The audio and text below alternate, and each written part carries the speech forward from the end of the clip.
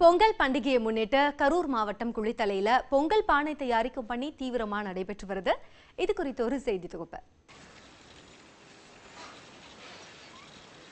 கரூர் மாவட்டம் குளித்தலை அடுத்த மேலவதியம், லாலாப்பேட்டை, வதியம், மட்டக்கார தெரு உள்ளிட்ட பகுதிகளில் 50க்கும் மேற்பட்ட குடும்பத்தினர் மண்பாண்ட தொழிலில் ஈடுபட்டுள்ளனர்.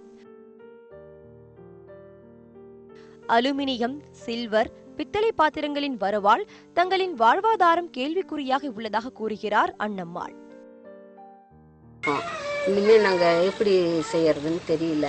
இந்த சீசன்ல தான் நாங்கள் வேலை செய்ய முடியும், மற்ற நேரம் செய்ய முடியாது.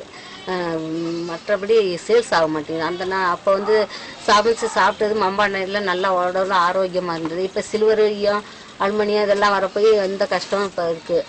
பொங்கல் பண்டிகையை முன்னிட்டு அடுப்பு, பானை உள்ளிட்ட மண்பாண்ட பொருட்களின் தேவை அதிகரித்துள்ளதாகவும், ஆனால் தேவையான நிதி ஆதாரமின்றி இருப்பதாகவும் மண்பாண்ட தொழிலாளர்கள் கவலை தெரிவிக்கின்றனர்.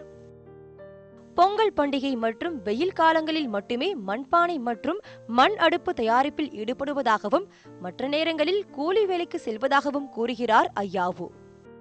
இதை நம்பி ஒவ்வொரு மாதத்துக்கு செஞ்சுவிட்டு கூலி வேலைக்கு தான் போகிறோம். அப்புறம் என்ன பண்ண முடியும்? நாங்கள் வவுறு வளர்க்குறது இதாக இருக்குது. கவர்மெண்ட் பார்த்து ஒரு அரசாங்கத்தில் எந்த ஒரு உதவியும் செய்ய மாட்டேங்கிறாங்க. நாங்கள் மண்பாண்ட தொழில்காரங்க தான் எதுவும் செய்ய மாட்டேங்கிறாங்க. நாங்கள் என்ன பண்ணுறது?